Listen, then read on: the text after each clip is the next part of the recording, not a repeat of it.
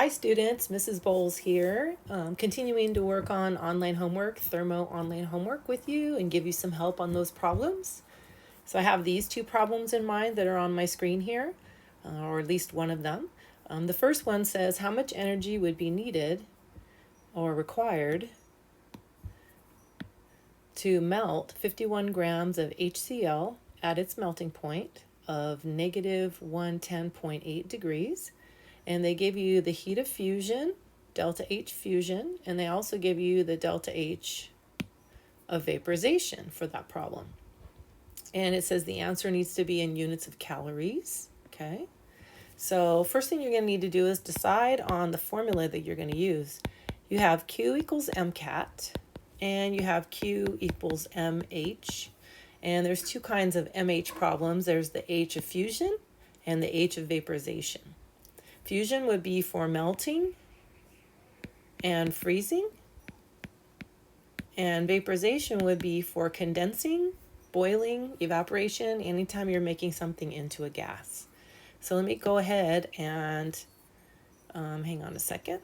Let me go ahead and erase that so that we can think about which equation we might use. And the equation that we are going to use is going to be Q equals MH. And the reason why I know that is because of the word melt. It talks about melting. So whenever you melt, you're going to use fusion. And you don't need Q equals MCAT on this one. Q equals MCAT is for when you have a temperature change, when you're warming something on or cooling it down. So this is not that case. So I'm going to go ahead and take the 51 grams and put it in for M. And the melting point is irrelevant. You don't really need it. It's just telling you that the point at which it's melting is that temperature.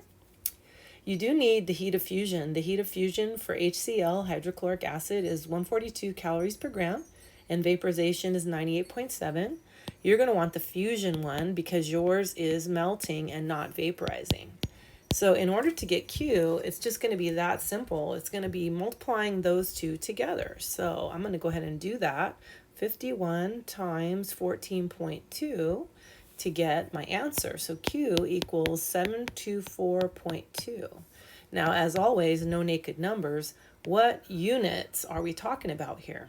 So the 51 was grams, and the 14.2 was calories per gram. So guess what canceled?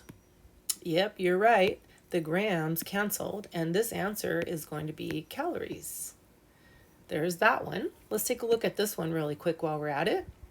This one says the heat of vaporization of a substance is given. The boiling point is given. How much of the substance can be vaporized if this much energy is available?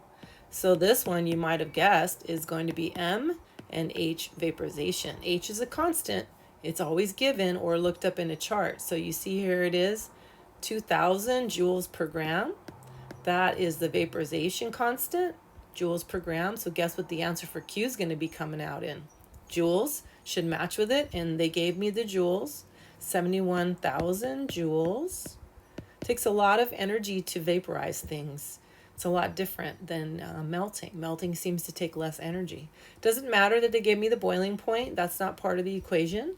How much of it? So the answer we're solving for is the grams. So on this one, we're just going to go ahead and divide by 2,000. And so we will have 71,000 divided by 2,000. I'm guessing you already kind of know where we're going with that. 35.5. And G is our variable, so guess what the answer is? Well, it was actually M, huh? M. And M is grams. So there you go. Two problems to help you. Good luck, my friends.